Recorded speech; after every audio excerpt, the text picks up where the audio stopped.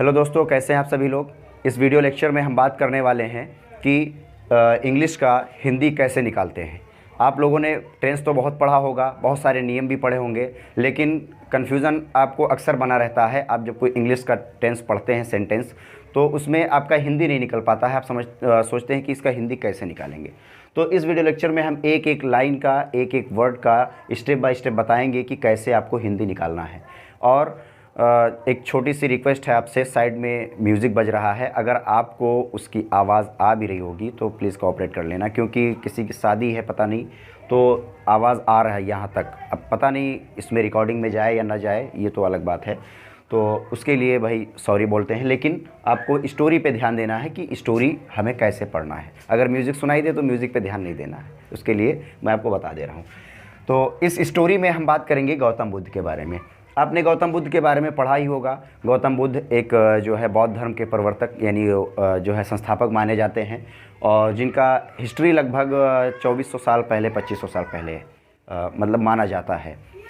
तो फिलहाल गौतम बुद्ध के बारे में एक स्टोरी बहुत प्रचलित आपने सुनी होगी, उंगली माल डाकू के बारे में। उसी स्टोरी का एक छोटा सा कॉन्सेप्ट है जिसको हम हिंदी निकालने वाले हैं। तो चलिए शुरू करते हैं, एक एक वर्ड का हम हिंदी निकालेंगे। One day Gautam Buddha was going to market. One day का मतलब आप जानते हैं, वन माने एक होता है, डे माने 3। ये हमारा इसका मतलब निकलेगा, वन डे का मतलब एक दिन। और गौतम बुद्ध, यहाँ पर गौतम बुद्ध नाम है, आपको पता है। वाज माने था, वाज वेयर आपने पढ़ा है, वाज माने था, और इसमें मेन वर्ब के साथ आईएनजी आ गया तो ये पास्ट कंटिन्यूअस है, और पास्ट कंटिन्यूअस में रहा था, रही थी, रहे थे हो जाएगा। Gautam Buddha was going to market, इसका हिंदी निकलेगा one day Gautam Buddha was going to market. एक दिन गौतम बुद्ध बाजार जा रहे थे। ही सा सम मैन, ही सा सम मैन, ही माने उन्होंने या उसने, सा माने देखा। सी का सेकेंड फॉर्म है सा। सेकेंड फॉर्म किस में यूज़ होता है, मैंने आपको बताया था, पास्ट इंडिफिनिट के अफर्मेटिव में। तो ये पास्ट इंडिफिनिट का अफर्मेटिव है, और पास्ट इंडिफिनिट की पहचान आपको पता है कि मेन वर्ब में आ ई ए आता है, या फिर ता था ती थी ते थे आता है। तो ही सा सम मैन, सम माने कुछ, मैन माने व्यक्तियों को, उन्होंने कुछ व्यक्तियों को देखा। दे वेयर वरीड, दे माने वे, वेयर माने थे, वरीड माने चिंतित। वरीड का मतलब होता है चिंतित। आप चाहें तो मीनिंग भी लिख सकते हैं, they were worried. Gautam Buddha asked, Gautam Buddha ने पूछा। आस्क का मतलब होता है पूछना, और ये आस्क्ड ईडी लगा हुआ है, मेन वर्ब की सेकेंड फॉर्म है। One of them, one of them का मतलब होता है उनमें से एक से, यानी वो जो लोग थे उनमें से एक से गौतम बुद्ध ने पूछा। Gautam Buddha asked one of them, Gautam Buddha ने उनमें से एक से पूछा। Where are you coming from, where माने कहाँ, आर माने यानी मेन वर्ब है, हेल्पिंग वर्ब है, यू माने आप, कमिंग फ्रॉम, आप कहाँ से आ रहे हो, कहाँ से, कमिंग फ्रॉम, आप कहाँ से आ रहे हैं। And why are you so upset, and का मतलब और, व्हाई माने क्यों, आर माने हैं, यू माने आप, सो अपसेट माने ज़्यादा उदास, यानी बहुत चिंतित। अपसेट का मतलब उदास और चिंतित, यानी and why are you so upset, और इतने उदास क्यों हैं। The man replied, the man replied, व्यक्ति ने जवाब दिया, उस आदमी ने, मैन का मतलब आदमी भी होता है। द मैन रिप्लाइड, आदमी ने जवाब दिया।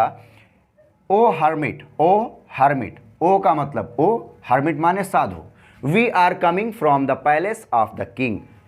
ये थोड़ा सेंटेंस लंबा हो गया है, लेकिन आपको मैं बता दूं स्टार्टिंग में आपको याद रखना है, वी यानी जो हमारा हेल्पिंग वर्ब होगा उसको हम ध्यान में रखेंगे, और पहले वाले का, जैसे हम हेल्पिंग वर्ब से पहले जो होता है वो सब्जेक्ट होता है, और सब्जेक्ट का हिंदी निकालने के बाद हम लास्ट वाले से स्टार्ट करेंगे एक एक वर्ड का। देखना ध्यान से, वी माने हम राजा के महल से, the palace of the king, राजा के महल से, ठीक है, आ रहे हैं, हम राजा के महल से आ रहे हैं।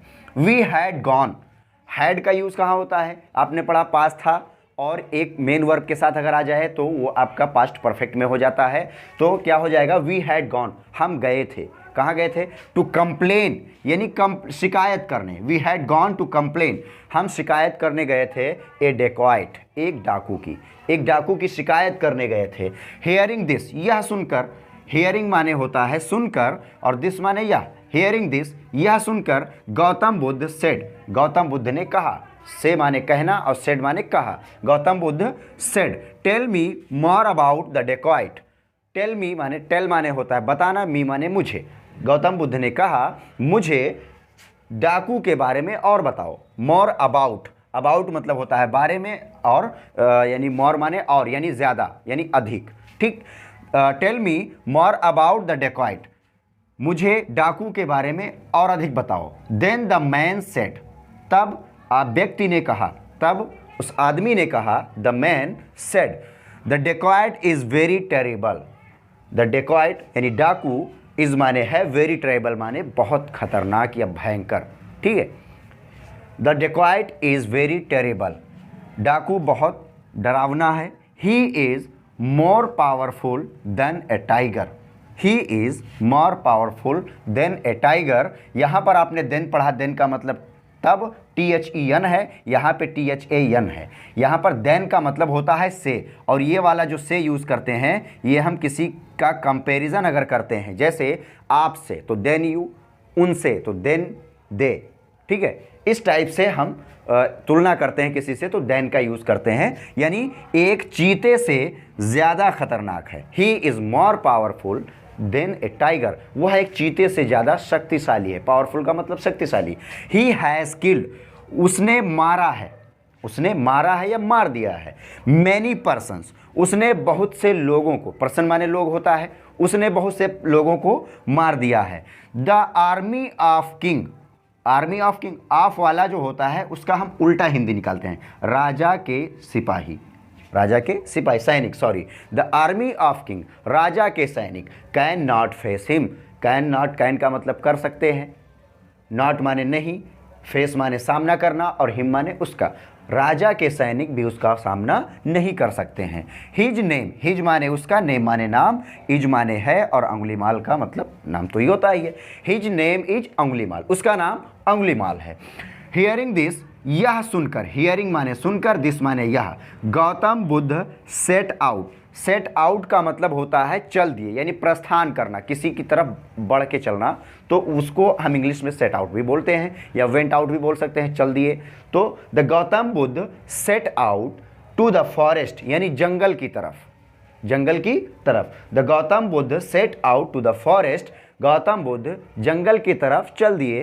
वेयर अंगुलीमाल लिव्ड, वेयर का मतलब यहाँ पर होता है जहाँ। ये जहाँ क्यों इसका मतलब निकल रहा है, क्योंकि ये एज ए कंजक्शन यूज़ हुआ है, एक कंजक्शन की तरह, और कंजक्शन का काम है सेंटेंस को जोड़ करके छोटा कर देना, ताकि उसका अर्थ भी ना चेंज हो और सेंटेंस भी हमारा छोटा हो जाए। तो यहाँ पर वेयर का मतलब कहाँ भी होता है, वेयर का मतलब जहाँ भी होता है। अगर किसी सेंटेंस के बीच में वेयर का यूज़ हो रहा है ना, और वेयर के बाद हेल्पिंग वर्ब नहीं है, तो इसका अंग्रेजी जहाँ होगा।